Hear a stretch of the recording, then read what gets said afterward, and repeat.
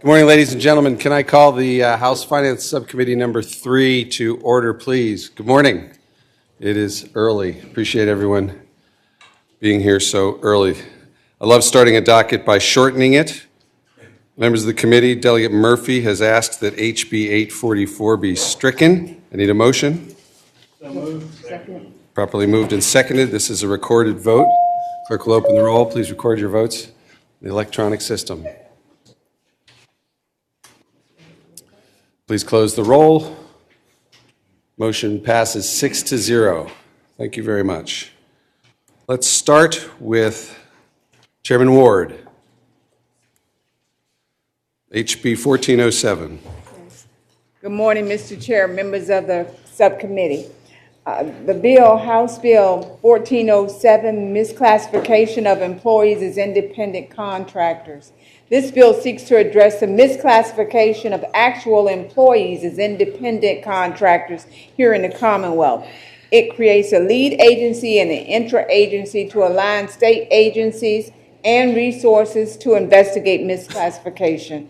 It establishes penalties for those businesses who commit misclassification, and it establishes an educational outreach to both businesses and workers so employee classification is better understood. The background on this bill is over a decade. The General Assembly has considered the harm of misclassification in Virginia. Misclassification creates a competitive disadvantage for Virginia businesses that follow the law and deprives the Commonwealth of millions of dollars in tax revenue necessary to supply services to Virginia's citizens and prevents workers from receiving protection and benefits to which they are legally entitled also. In a 2012 report of JLARC, it found that up to 1/3 of audited employers in certain industries misclassify workers. Based on state and national studies, the JLARC report estimated that worker misclassification lowered Virginia's tax income collections as much as $28 million. And the purpose of this piece of legislation is to combat this misclassification and with the objective of bringing employers into compliance with the law. Thank you, Madam Chair. Any questions for the patron from the committee?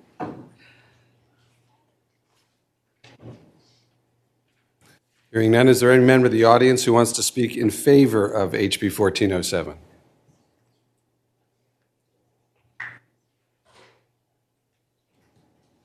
I do. I'm Megan Healy. Good morning, Chair and Committee. There's actually some amendments to this bill that you might, I'm not sure if you accept those or we speak to it first.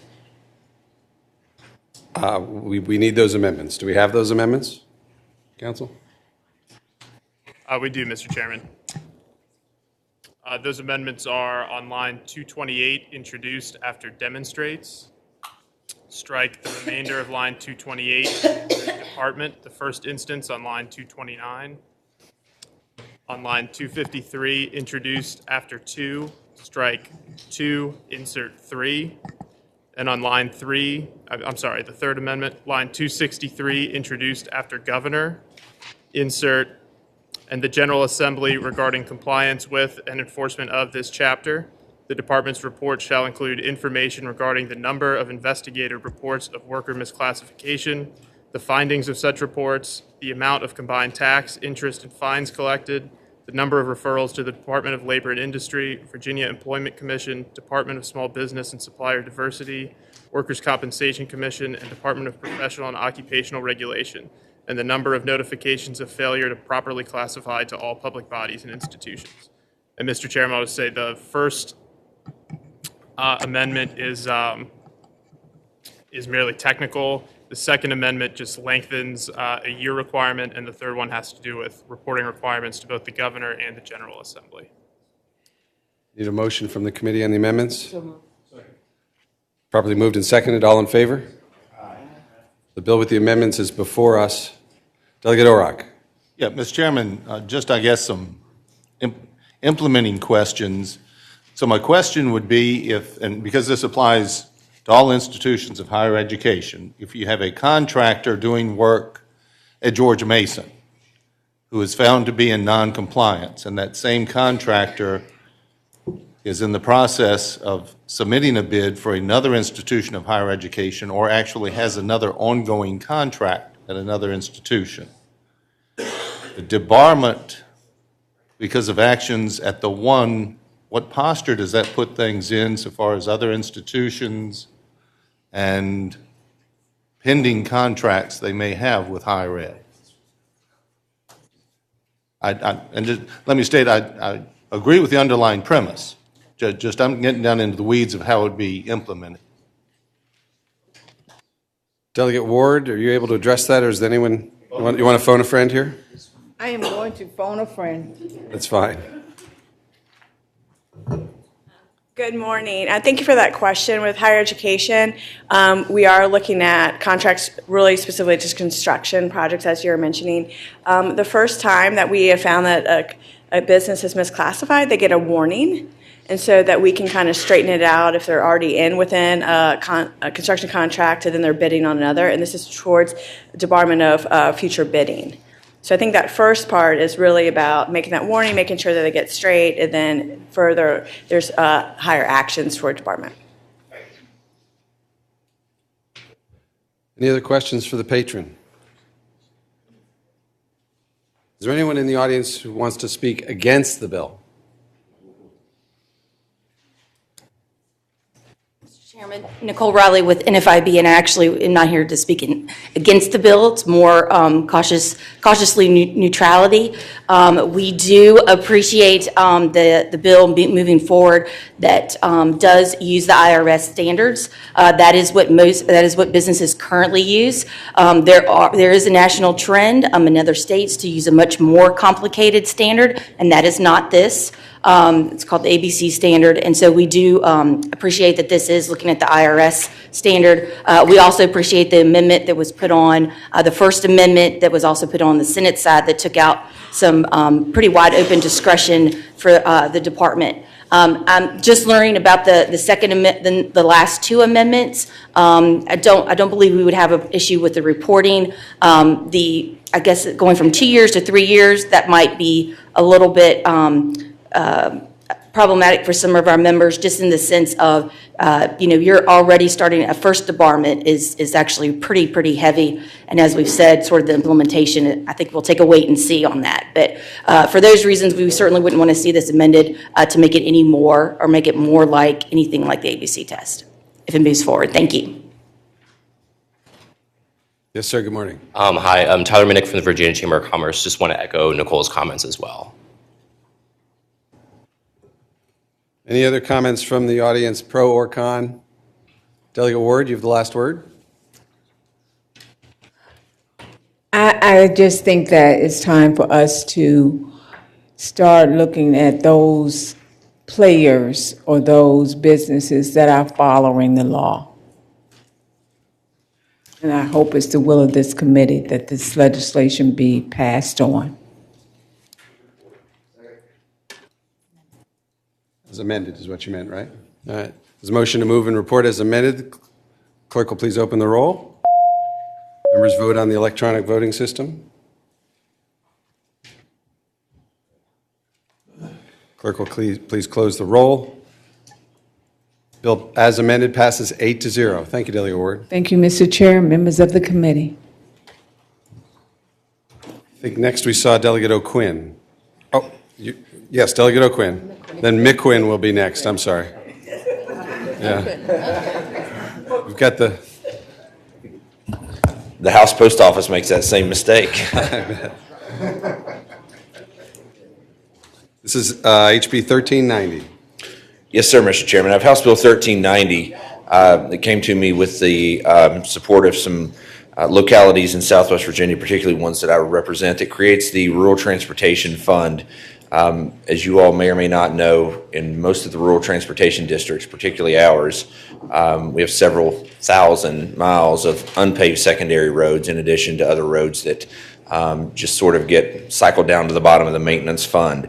So this particular bill picks out planning districts 1 through 6 or localities with population no greater than 100,000, which is generally a relatively modestly sized locality to create this particular fund. In trying to figure out a way to come up with a revenue neutral way to fund this, I asked them to be creative, and they were creative. So they decided to take 10% of the lottery revenues from the lottery proceeds fund and transfer it over to this rural transportation fund, which I understand is somewhat of a departure from the original spirit of the lottery. However, I do think that it's one way to get at a very serious problem in rural Virginia.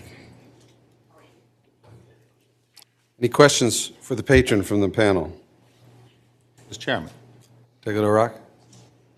Delegate O'Quinn, I applaud your innovation. However, tell me how this does not run afoul of our constitutional provisions saying the lottery monies shall go to education. Mr. Chairman, I would say that when I get 80 votes on the House floor, that's the way. Right.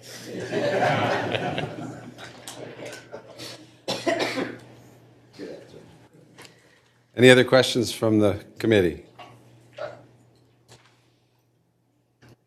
Anyone in the audience here to speak in favor of HB 1390? Anyone here to speak against 1390? Delegate O'Quinn, last word. Thank you, Mr. Chairman.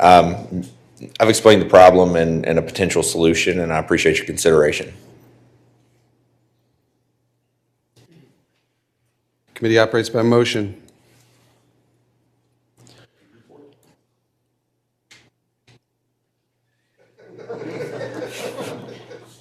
Hearing. Delegate Ware has a comment.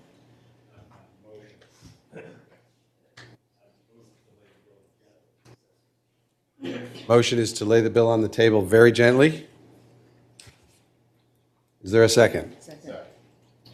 It's a voice vote? Oh, no, it is not. I'm sorry. It's a recorded vote. Yep. Final.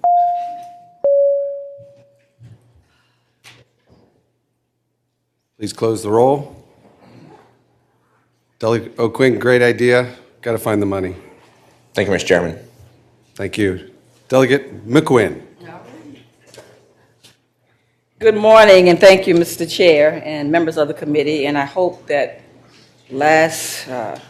never mind. It's not indicative of what's going to happen to my bill. But anyway, Mr. Chairman, I am bringing before you House Bill 1541, looking at the Central Virginia Transportation Authority. For some time, local governments in the Central Virginia region have watched as a combination of insufficient state funds and limited local resources, revenue capacity has hindered our ability to maintain, improve, and construct roads, bridges, and expand transit services, even as the list has grown larger for those things to happen. And so House Bill 1541 would speak to creating this public-private partnership. This endeavor or collaboration opportunity for planning District 15 in the area of transportation really has been traveling on a road for a very extensive or a long time, like for years. So this is a historical moment if this is passed for our region, in which nine localities in the capital area determined that it would be and is a critical time to bring transportation into the 21st century.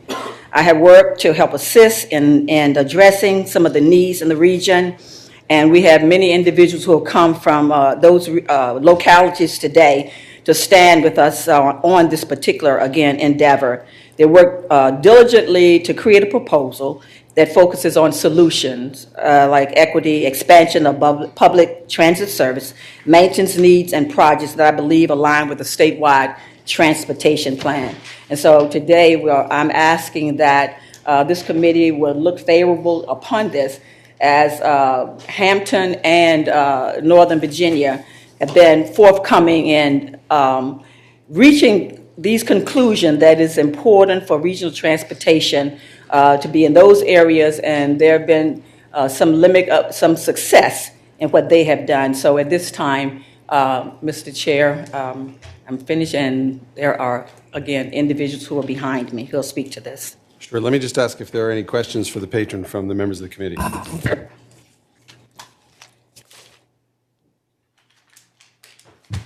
Okay, are there any members of the audience who wish to speak in favor of HB 1541?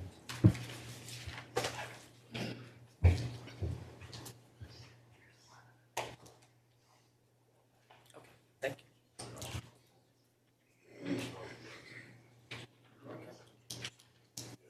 I think Joe Casey from Chesterfield. Don't be shy. And, okay, so we want to do that first. Mr. Chairman, I apologize. There are amendments that need to be adopted. Council? There are quite a few amendments that need to be adopted. Yes, Mr. Chairman, there are several amendments. We can pass out copies as well if you would like, or I can just read them. That'd be helpful if you don't mind.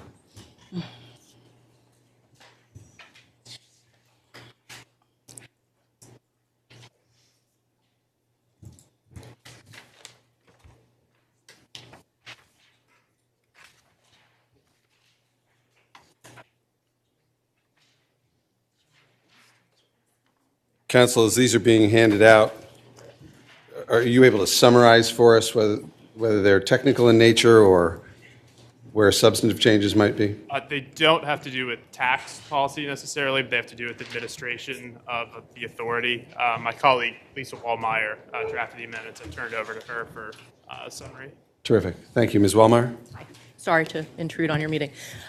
So the amendments largely deal with the authority, or they entirely deal with the authority side of the bill, not the tax side of the bill. It clarifies that it would be the mayor of the city of Richmond that would be the member of the council, not the president. It clarifies that money for transit would go to GRTC for distribution, or for the mobility and transit services, and it fiddles with the local match it clarifies that the localities could not limit their current contributions to transit below more than 50% below what they give on July 1, 2020. Fiddle's one of those legal words. It's a very legal word. Thank you, Ms. Wallmeyer. It's also very early. I know this is not your usual territory. Thank you for being here. Amendments are properly moved and seconded. All in favor? All opposed? Amendments are before us. Now, anyone in the audience want to speak in favor of the bill as amended? Good morning, Chair and members of the committee. My name is Joe Casey, the County Administrator with Chesterfield County, and I'm here with Leslie Haley, the Board Chair of the Board of Supervisors of Chesterfield County. We have worked tirelessly probably over the last 60-plus days as a region, as the private sector, with our friends at GRTC and many other groups, including Chamber RVA and sports backers, to craft this bill before you with those amendments that you have just adopted as well. The collaboration in my 30 years of public service has never seen something like this work so well, so fast for the needs of the people. The perspective from Chesterfield County is that our unfunded projects list, which includes roads, but it also includes transit, rail, sidewalks, and again, other ways in which people can get from point A to point B as easy as possible, is over $2 billion. That unfunded need is really originated almost back in 1917 when the Richmond Times-Dispatch reported from citizens that Chesterfield County was behind in road construction. We've been behind since that point in time, even before cars existed, I think, for most people. Having said that, we used the successful models and borrowed really the language, if you will, from the Hampton Roads in Northern Virginia, but also try to apply what we thought was best for the region. The impact to us, if you will, is the equivalent, if we wanted to try and achieve what's before this bill, as far as the funding locally, we would have to raise our property tax rate 13 cents. I can tell you that our tax rate right now, I think, is at the peak burden for its citizens. The sales tax and the wholesale fuels tax that's before you, we view as again, a way to redistribute, diversify that revenue source. I respect the state budget's practices, but I also respect the fact that your budget for transportation is getting consumed more and more into maintenance, and the precious dollar for construction is harder to find, even with the matching funds before us. So I hope you see that the bill was written by a lot of people with budget expertise, legal expertise, but also a passion to serve the people, and we are going to try and administer it in the most fiscally prudent manner possible. Thank you.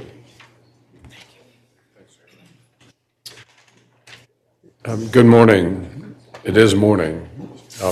I'm Ben Campbell. I'm the chair of the board of Greater Richmond Transit Company.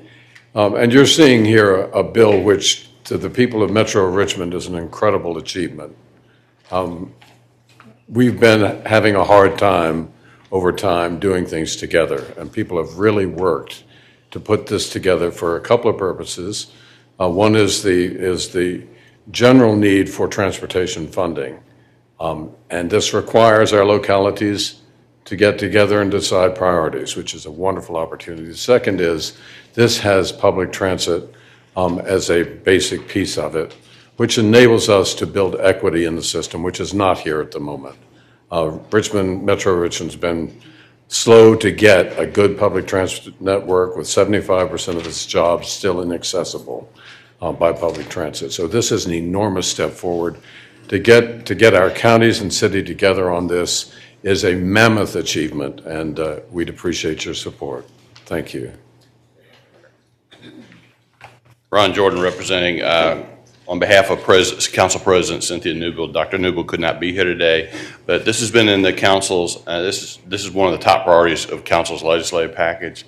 It's a template you all have seen before. There's not a lot of new concepts in here. It's very much modeled after what's in Northern Virginia in terms of transit. As we know, Hampton Roads doesn't deal with transit. I think you're going to see another bill on that later, but and we very much support on this. Thank you. Good morning, Mr. Chairman, members of the committee. I'm Lincoln Saunders representing Mayor LeVar Stoney. Just want to express our enthusiastic support for this bill and echo the comments of Joe Casey as well as Reverend Campbell about this being a really symbolic but also significant example of regional collaboration, which hasn't always been the easiest thing for the Central Virginia area, but we're very excited about this opportunity. For Richmond, this does represent both a regional commitment to transit, which is a significant step forward, but as well as a significant investment in some of our road maintenance needs. I'm sure all of you have hit one or two of our potholes in your travels around Richmond, and we'd appreciate your help getting back on top of some of those. I'm Mike Sherman with the County of Henrico here on behalf of the county manager and the board. Fortunately, unfortunately, they have an 8 a.m. public meeting this morning, so I'm here on behalf again as the manager and the chair. We're unanimously in support of the bill. I think as you heard, and you will probably continue to hear for a little bit, that this has been a long process coming in the Central Virginia area. I think what really struck the board was that right now, y'all dealt with this issue in 2013. The conversation in Central Virginia goes back to 2009 and 2013 when the transportation authorities were created. And what you didn't see at that time is what you see today. And the realization that for those triggers to be met, we'd be at 2058 before this would occur organically and naturally with what you created then. So I think en masse, what you're hearing from all of us today is we can't wait till then, and we really need your support and your help. Thank you very much. Thank you, sir. Let me just say, this is one of those interesting phenomenons. As people speak, the line gets longer. So I don't want to put a timer on people, at least not yet. I'd like to avoid that. But if we just try to keep your comments brief to maybe some new things, introduce yourself, of course. Mr. Chairman, I'm John Easter with Chamber RVA. We're going to give you two for the price of one. I have with me Brian Anderson, who is our new president and CEO. I just want to make 2 points. One, we are a regional chamber. We represent the area of 8 localities. And so to see the localities working together to try and come up with this solution is phenomenal. Second point is this. We have tremendous unmet need within our area. The Transportation Planning Organization has identified $2.2 billion in need for the area. And we, in our last round of Smart Scale, got 52, I believe it is, $1 million. And so at that kind of rate, we would never get to all the improvements that we need. So we really do need this source of funding. Thank you very much. Thank you. Morning, Mr. Chairman, members of the subcommittee. Phil Abraham on behalf of the Old Dominion Highway Contractors Association. We thank Delegate McQuinn for introducing this legislation. As many of you all know, the first 3 rounds of Smart Scale, there were over $7 billion of requests in each round. Only one round had $1 billion available. The other 2 rounds had far less than that. These regional programs are the only way to meet the significant unmet needs in transportation and transit around the state. We support this legislation. Thank you. Good morning, Mr. Chairman, members of the subcommittee. I'm Brantley Tyndall with Sports Backers, a regional sports commission that's 29 years old, and we, from the advocacy side, really applaud the leadership of our localities working together, and for Delegate McQueen for carrying this bill, and we just want to support it. Thank you very much. Morning, ladies and gentlemen. I'm Joe Gelbach with the Richmond Association of Realtors. We have 5,500 realtor members across the Richmond region, in the effort of keeping things brief, I'll just leave it as we support the bill. Thank you. Good morning. I'm Lisa Guthrie with the Virginia Transit Association. We represent the public transit agencies across the Commonwealth, including GRTC. And we'd like to point out that the transit component of this bill, 1541, is poised to generate over $12 million annually in additional funding. And this will allow GRTC to pursue additional state and federal grants for even greater benefits. So we support the bill as amended, and we ask for your support. Good morning, Mr. Chairman, members of the committee. Jeremy Bennett with the Virginia Association of Counties. I just want to say VACO supports our member counties and this legislation and its ability to empower localities to come together as a region and dedicate diversified local funding for local and regional transportation projects. And we thank the patron and support the bill. Thank you. And there's the end of the line. Look at that. Any other comments or questions from the committee members? Delegate Watts. Mr. Chairman, I note that unfortunately there is a fiscal impact statement, so if this bill is recommended by the subcommittee, since it deals just with the penalty for evading gas tax, we need to work on that and make sure that that amendment doesn't get in the way of the bigger vote that we will be taking, and so I need to work with you before full committee should it be recommended for reporting. Thank you. You have a budget amendment in. Yes, we do. Mr. Chair, sorry. Delegate Keem. Thank you, Mr. Chair. This is, first of all, I want to thank the chairman of Transportation Committee for this, and I'm glad to see you working on this. As you know, in Northern Virginia, we've had similar opportunities for a while. My question isn't to the delegate, because I'm certainly in favor of this. I wanted to ask, I'm not sure who the right person would be, but I just want to think this through.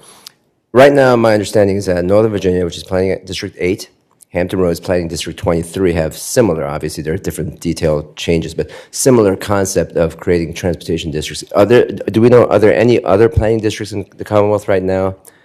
So would you be the third if this were to be created? Mr. Chair, I am not aware of any. I know that there was discussion, certainly on Northern Virginia and Hampton, Sure. and trying to somewhat model after what they have done. Thank you, ma'am. Just and a second question following up. Right now, based on my quick research, and I think we all know that Virginia has roughly 8.5 million people population and growing, steady but slowly. Planning District 1 and Planning District 8, which is where I happen to live, and Planning District 23, just doing a quick calculation, we're at roughly 4.1 million people, which is slightly less than half of the state's population. Adding Planning District 15 would get us to about 5.2 million or so, which would be more than half of the state's population. And as we think about this, like I said, I commend you, and I want to support you. I want to also think, as our chairman knows, one of the things that this committee has to do in the long term, this year as well as going forward, is to have is to also think through what ought to be state policies for various tax and finance reasons, and what ought to be given to localities, so that localities can make up their own minds, which we all would like to see. At some point, the balance becomes tipped where the locality power ends up dealing with more people in the Commonwealth than the state's power.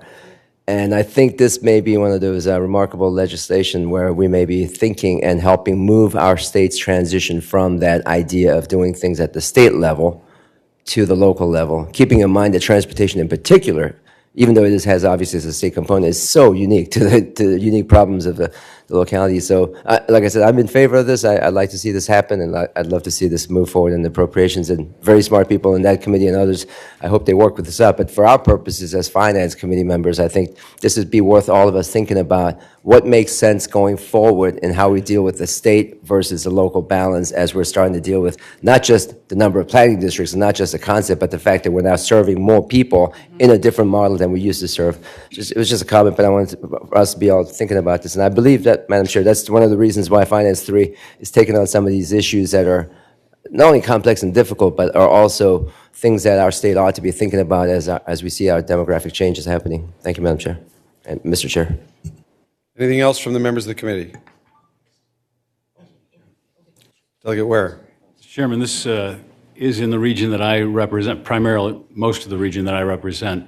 And I commend the patron and all of those that have been involved in this. This is a remarkable regional collaboration, and your leadership and those who are with you, it's an amazing thing. I commend you for it. I also like very much the way you have crafted this in the way that the money is distributed. I think, broad terms, it makes a lot of sense. I have not, I will confess, been able to talk to all the people that I would like to talk to before I could cast a favorable vote. So today I will not be voting in favor of it, but I reserve the right to continue consulting with a lot of people that I talk with on this matter, and I commend you for it and look forward to the possibility of it being there for the region. Thank you, Delegate Ware. Anything else from the members of the committee? Move to report. Second. As amended. There's been a motion to report the bill as amended, properly seconded. Clerk will open the roll.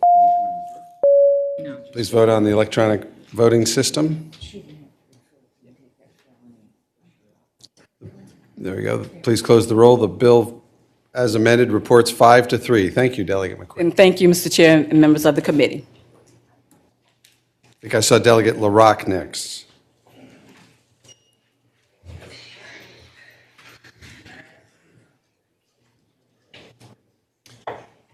Morning, Mr. Chairman, members of the committee. Delegate LaRocque. Mr. Chairman, members of the committee, HB 768 would authorize counties and cities in planning districts along Route 81. That would be... Could I ask folks to quietly leave? Thanks. Delegate?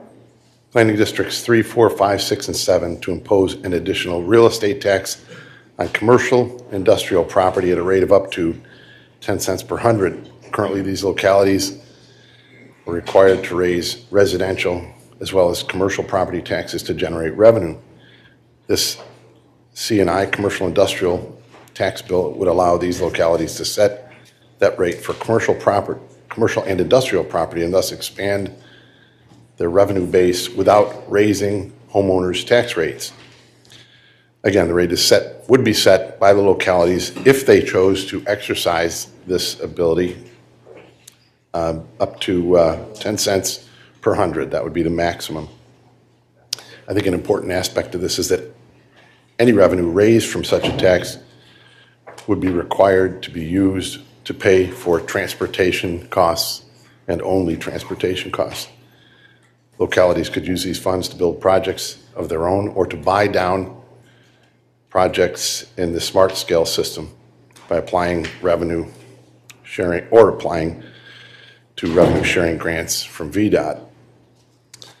While this was not specifically requested by a certain locality, I'm routinely asked by localities for the ability to diversify their revenue streams, given the need that has been repeated several times already by the previous presenter.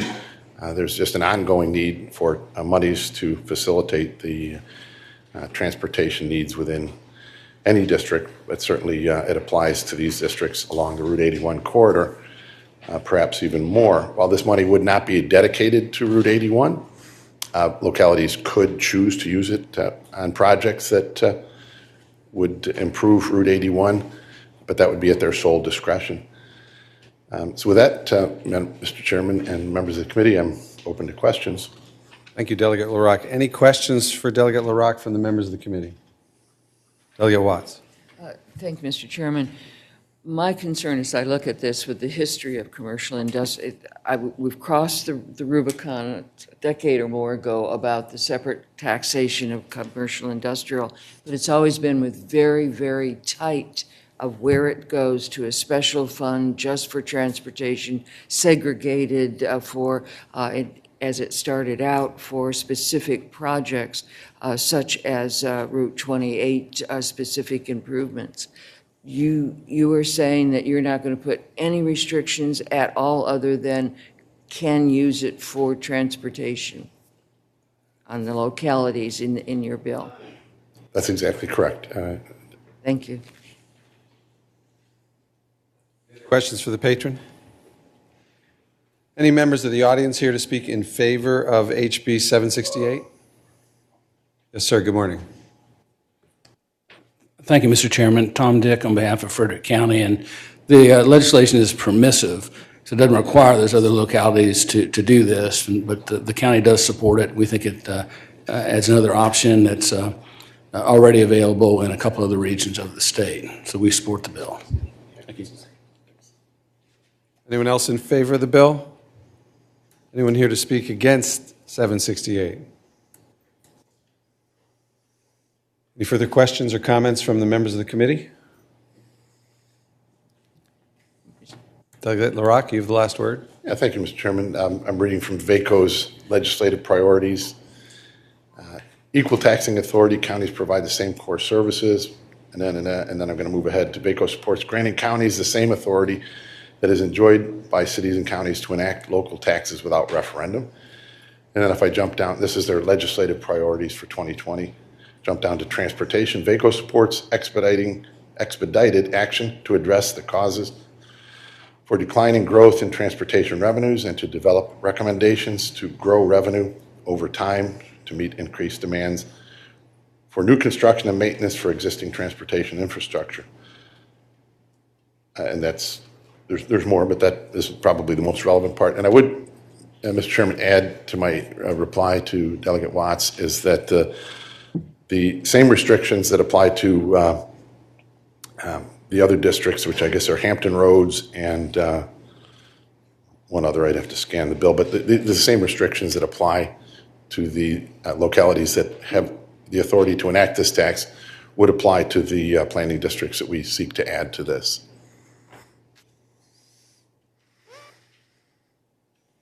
Northern Virginia Transportation Authority is, I think, the other one.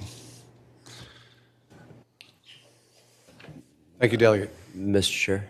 Delegate Keem? I have a motion.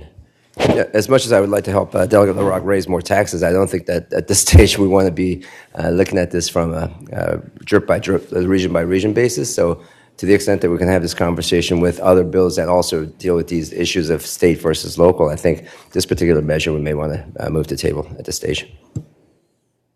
Second. Motion to table has been moved and seconded. This is a recorded vote. Mr. Chairman, point of order. I believe the delegate commented on the bill and then made a motion. That seems to be happening fairly routinely, but I don't think that's appropriate. Move to table the bill. Second. There is a motion to table the bill. This is a recorded vote. Clerk will please open the rolls. Please vote on the electronic voting system.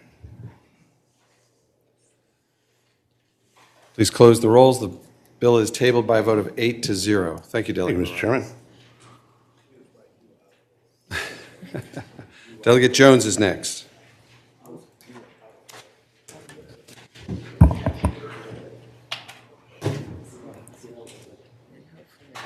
Good morning, Mr. Chairman, members of the committee. I would draw your attention to House Bill 1435, which you see on the screen as low-income taxpayers refundable income tax credit. You might know this by a better name, the earned income tax credit. Was a big part of the governor's tax package last year, which we were not able to pass, but I do think we are in a good position to do it this year. I will give you, by way of background, that the bill would allow individual and married couples to claim a refundable individual tax credit equal to 20% of the federal earned income tax credit claimed by such individual or married couple for the tax year. If you look at the data, this really does impact a wide swath of Virginians, especially those in urban and rural communities. This would really strengthen our working families here in this Commonwealth, and I think We have demonstrated our commitment to those people, and this would further enhance their ability to have some money in their pocket to create a better life for themselves here in this Commonwealth. If you guys have any questions, I'd be happy to answer them now, and there are some folks here who would be happy to speak as well. Any questions for the patron from the members of the panel?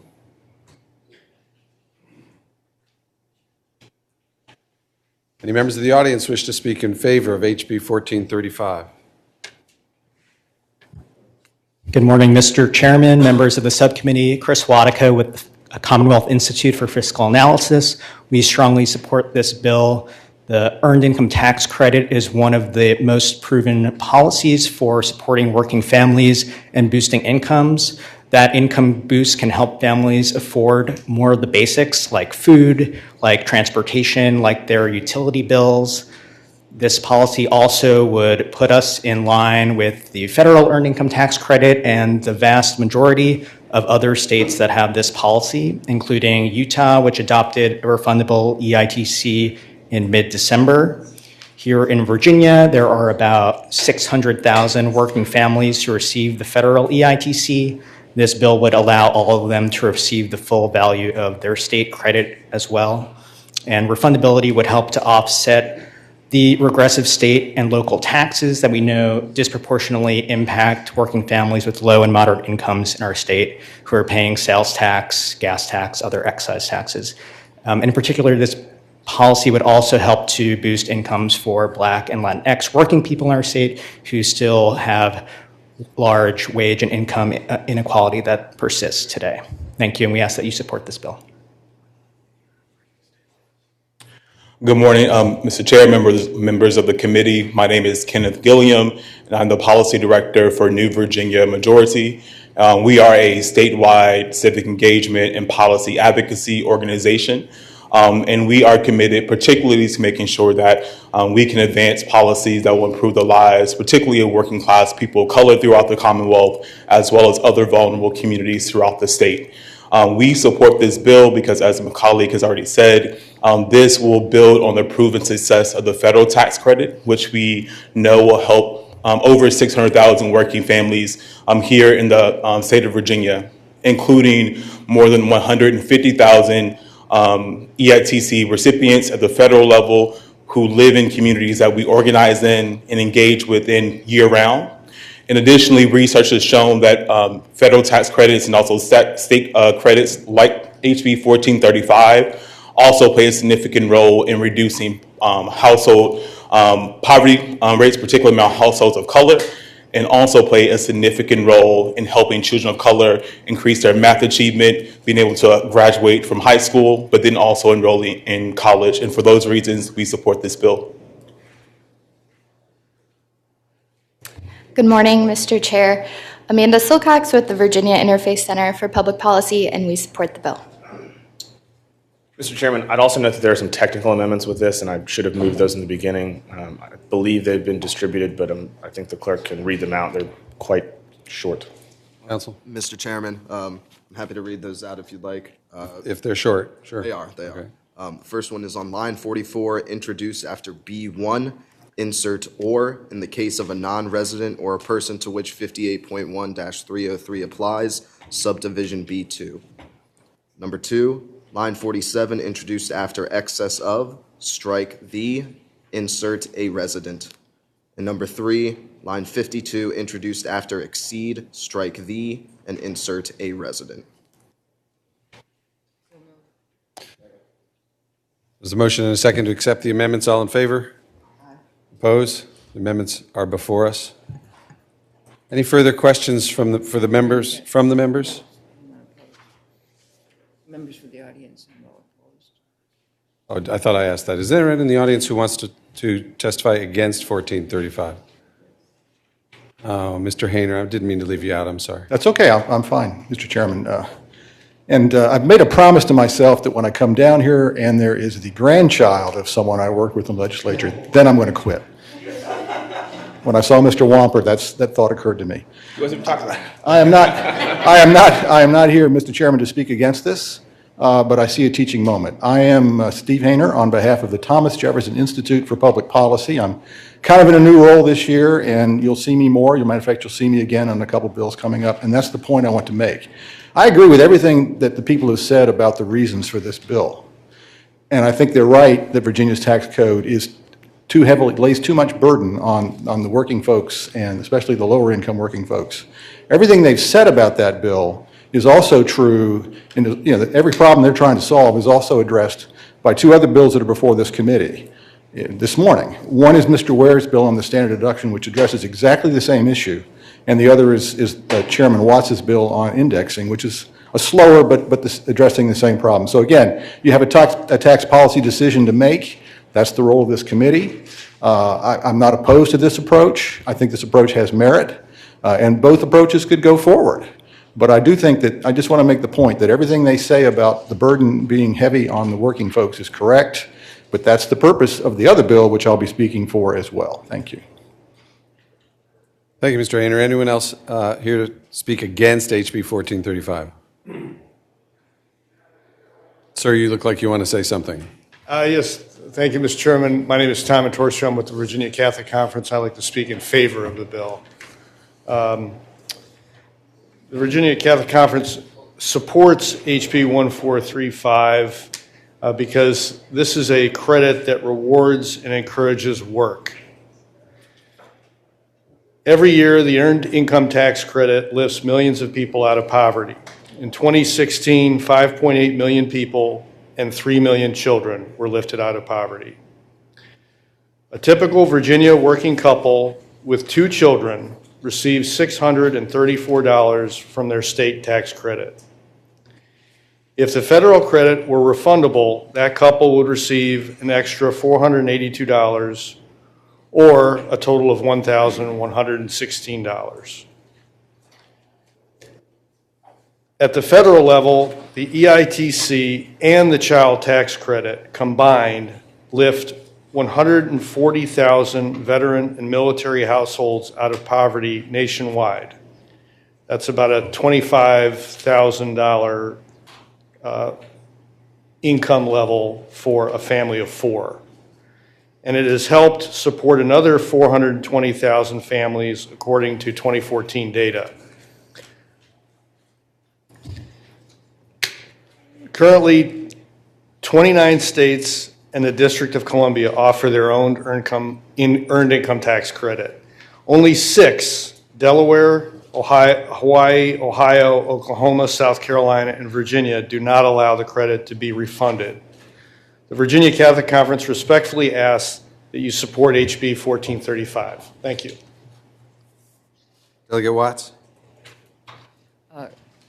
If I'd like to make a motion. I'm all ears. I'd like to speak to the motion after I make the motion to very gently lay this on the table. Motion and second. Delegate Watts? Speaking to the motion, I can't think of all the hours that I spent last year and even before that, but intensely last year working on this issue. It is needed. It is needed at some level at the very least as we start, since we're at a 20% refund and most of the states cited are much less than that. But unfortunately, with a budget impact of over $200 million, there is no way that we can just plop it on the budget without losing very significant progress that we need to make on slots for IDDD, slots, our school funding. Obviously, I could go on and on that also address these same issues about lifting people out of poverty by giving them the services that they need. So with that, again, because of a budget impact of $230 million in 1 year, it is not something that at this time we can go forward with without it being worked into the budget as introduced. There's a motion to lay the bill on the table. It's properly seconded. This is a recorded vote. The clerk will open the rolls. Members will vote on the electronic voting system. I'm sorry. I thank the committee and Delegate Lindsay for his solidarity. Motion passes 6-1. Thank you, Delegate Jones.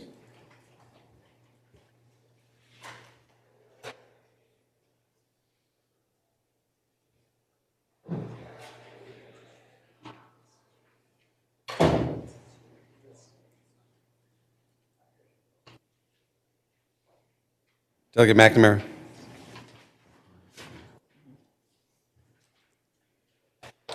Thank you, Mr. Chairman, members of the committee. House Bill 89, again, touches on what Delegate Jones was trying to do, and that is to try to address the regressivity of our tax system and help the very lowest, actually it helps all taxpayers from the very first dollar being spent.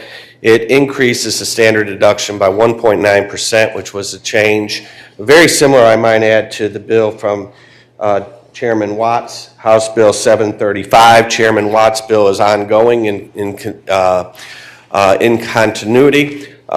This bill is just for 1 year, makes it perhaps more palatable to the committee, but very, very similar thoughts and concepts. The standard deduction, we as a state have not kept up with inflation very effectively. Last year was a significant move, but the prior move before that was 15 years. When you do these significant moves, it's very, very difficult to work into the budget. Small incremental moves on an annual basis becomes far more affordable. I think the budget impact of this, as an example, compared to the earned income credit, is about 10%. I might also suggest, I think it's good to get this conversation going. Our current budget was originally put together with 1.9% growth in revenues through December. I know it's been modified since then, but through December we're up 8.3% in revenues. That also creates the basis for next year's budget, so I would suggest that next year's budget would appear to have decent revenue growth. If it makes this bill more palatable, I'd be more than happy to offer an amendment on line 25 and line 27. In which case 2020 is replaced by 2021, which will effectively delay implementation for another year so we can have it worked into the budget next year. Be happy to answer any questions. Any members of the committee have questions for Delegate McNamara?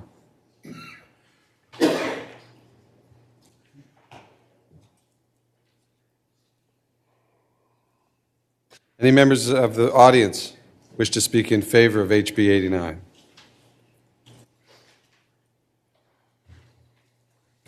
Very briefly, Mr. Chairman, again, Steve Hayner on behalf of the Thomas Jefferson Institute for Public Policy. We support this bill, but Chairman Watts' bill goes further, and if you do one of them, we'd prefer that one. Thank you. But this is a fine bill.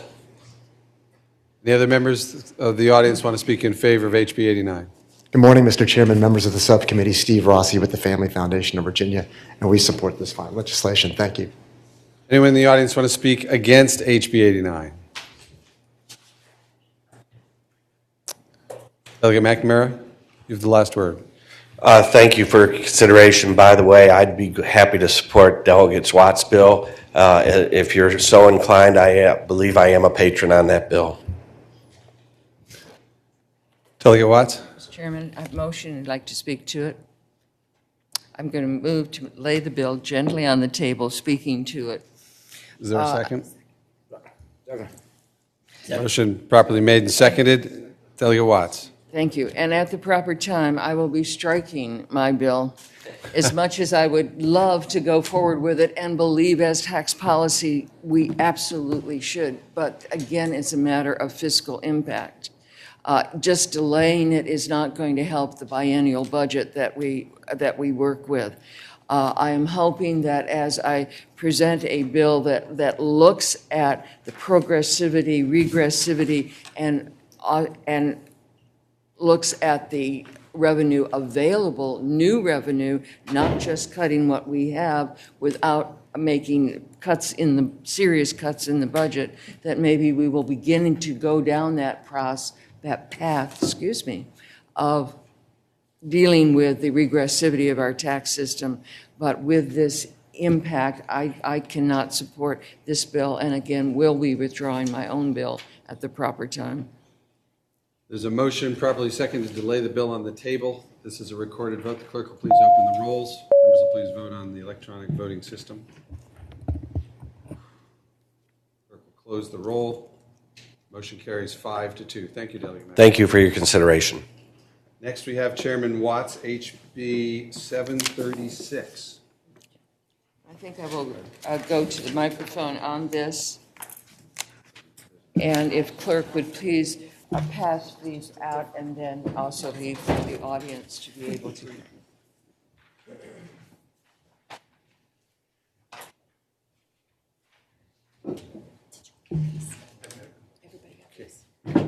Thank you, Mr. Chairman.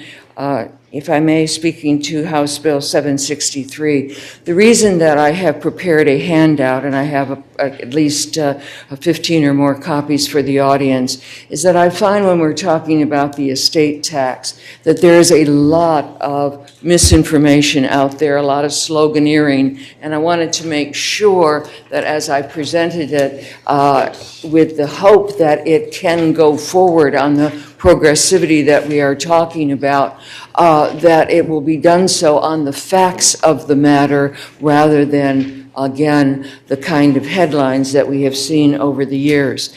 Let me start then. No estate under this bill or any part of any estate or under $11.5 million will be taxed. None at all. If the taxable estate is $15 million, for example, only $3.2 million will be taxed because we're using the federal minimum threshold. This threshold will rise every year with inflation. For example, in just the last 3 years since it was set by the federal government, it has grown from 10 million to 12 million. Fewer than 20 estates in Virginia will be affected per year. Nationwide, where we have better figures, about 2,000 estates per year are currently liable for the federal estate tax. I know from all the years that I've worked on this, when the threshold was at $5 million, that we were looking at fewer than 30 estates in Virginia. So the estimate of fewer than 20, I believe, is a sound estimate. It does not apply to closely held businesses or farms. In 2018, nationwide, there were only 20 such instances where it applied to. There's going to be absolutely no tax on a surviving spouse. In fact, if the ownership is split between the husband and wife, the estate tax could only be on amounts over $23 million. So while the threshold was increased, the estate tax stayed in place both under the Bush 2010 tax plan and the 2018 Republican-controlled tax reform that we just have been dealing with. Why? Why has the federal estate tax survived even under major Republican-controlled tax reform? The reason is that the estate tax is the only way to tax the capital gains of the very rich, that every other taxpayer of more modest means pays. Now I'm getting personal. If Dave and I live long enough, we may have one or two of the 401ks left. But every time we cash in a 401k because we need a new car, we pay capital gains on it. If we're lucky, we won't outlive those extra assets, and what remains will be the last gift that we give to our loved ones. That is what happens with the vast, vast majority of people who have the good fortune to even have any additional assets beyond their pensions. However, any asset passed on at death is inherited at the asset's current value. No one will ever pay the capital gains tax on the increased value since the asset was attained. For the very rich, this loophole becomes a very large inequity for the 99.9% of the other Virginia taxpayers. Because the tax is only on the amount over the exclusional limit, the effective federal estate tax rate is substantially lower than the statutory rate of 40%. For example, an estate worth $15 million will only pay the estate tax on $3 million, or about 1/5 of its total assets, and therefore the rate's in the neighborhood of about 8%. The capital gain rate for everybody else is typically at 15%, sometimes as high as 20%. The fiscal impact statement for HB 763 estimates that this capital gains loophole allows the very rich 0.1% of Virginia taxpayers to escape paying well over $50 million a year. Members of the committee, I would submit that this is a very important step to take on the issue of the lack of progressivity of our tax system that has been addressed on several of the bills that you've heard this morning. Thank you, Delegate Watts. Any members of the committee have any questions for Delegate Watts? Are there any members in the audience wish to speak in favor of HB 736?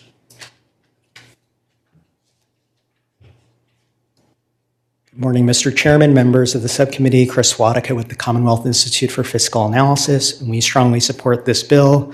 As the delegates said, that this is a way to prevent unrealized capital gains of the very wealthiest estates from entirely falling through the cracks of our state tax system. According to the Urban Brookings Tax Policy Center, because of the large exemptions built into the federal estate tax, this would only affect fewer than 0.1% of all estates. In addition, there was analysis done by the Center on Budget and Policy Priorities that looked at assets held by the largest estates and found that over half of those were unrealized capital gains. For those reasons, we support this policy. Anyone else in the audience want to speak in favor of HB 736? Is there anyone who wants to speak against HB 736? Mr. Chairman, members of the subcommittee, Nicole Riley with NFIB. We represent about 6,000 small business owners across the state.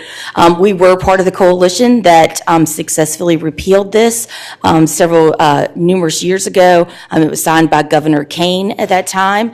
And I think our biggest concern, number one, is I think we do still have a lot of questions based on the language of the bill. It refers to the majority of the estate.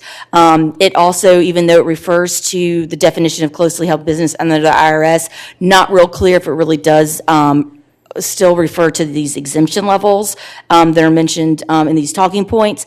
So we have a lot of questions about how many of our members at some point would be hit with this. The other issue that our members have, frankly, is spending the money that it takes to figure out whether or not the estate tax would apply to you, and if it would, how would you protect your family from having to pay it? For a lot of businesses, as you can imagine, for small business owners, they don't have attorneys kind of sitting around. They have to spend that money, retain them, try to figure this out. And when this was fully repealed I think it was 2007, that has taken away that expense for every business owner in Virginia. And so it's for those reasons that we oppose, and certainly would hope that this would be either carried over or tabled so that there can be some more study and more opportunity to really understand the impact on our members. Thank you. Thank you, ma'am. Yes, ma'am. Good morning, Mr. Chairman, members of the committee. Martha Moore, Virginia Farm Bureau. We too are part of that coalition that worked very hard for many years to repeal the estate tax that Governor Kane signed in 2006. And again, we appreciate the reference to trying to exempt working farms, but as the previous speaker mentioned, there are a lot of questions with regards to the majority of the assets, how that would be calculated. There are many different types of business entities as how farms are formed, and whether all of those would be included with regards to what other assets might be included in that or exempt in that. So we have a lot of questions with regards to that. We also have a question as to whether it is unclear, if you're exempt from the federal estate tax, would you also have to pay the Virginia estate tax? We've had some folks look at that who work in estate tax law, and they said that it is not clear that we would be going back to that provision, so to speak. So for those reasons, at this point in time, we oppose the bill. Thank you. Thank you, ma'am.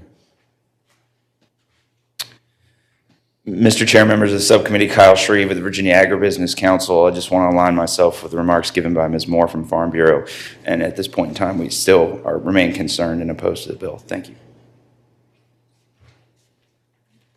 Hello, Mr. Chair, members of the committee. Katie Hellebush representing the Virginia Forestry Association, and we too have some serious concerns regarding the bill.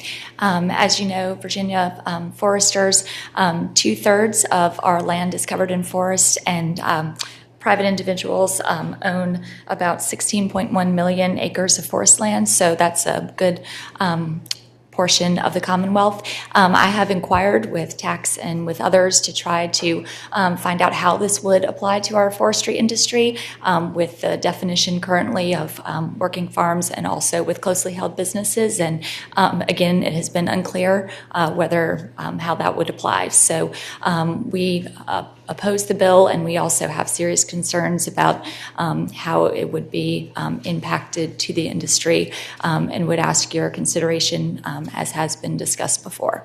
Thank you very much. Yes, ma'am. Good morning, Mr. Chairman, members of the subcommittee. Susan Seward with the Virginia Forest Products Association. Just reflecting the comments of the previous speakers, we are opposed at this time.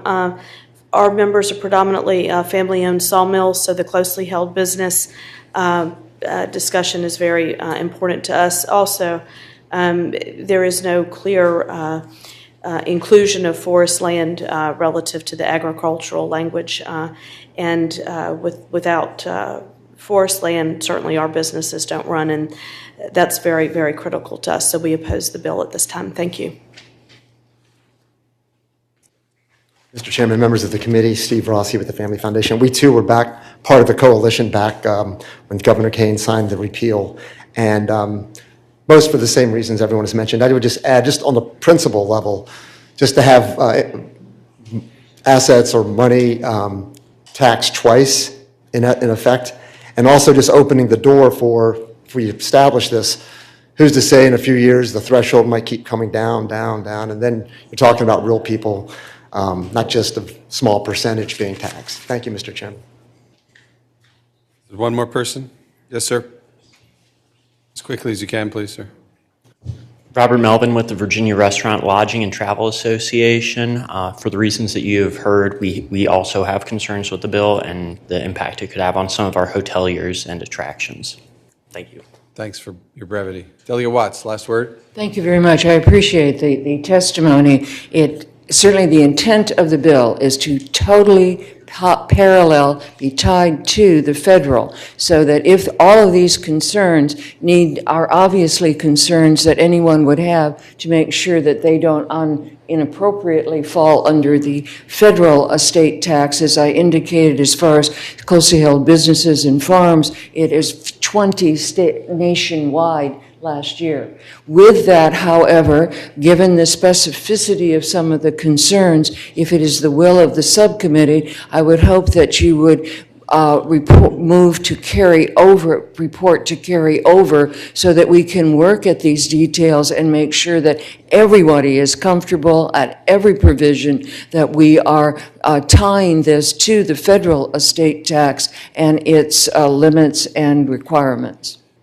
Delegate Watts, let me make sure I understand your last suggestion. Are you suggesting carrying over to the next meeting while you work on this, or are you talking about till next? Let us carry over for the year. Again, this is tax policy that is extremely important for the Commonwealth, and I want to make sure that there is the understanding both from the business and certainly from the agricultural landholders, as well as interests such as the Family Foundation, when you look at those who are paying taxes and who are not paying taxes in a system that should be far more progressive than it is.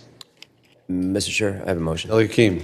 I'd move that we carry over House Bill 736 under Rule 22 to 2021 year. Been a motion to carry the bill over to next year under Rule 22. That's a recorded vote. Clerk will please open the rolls.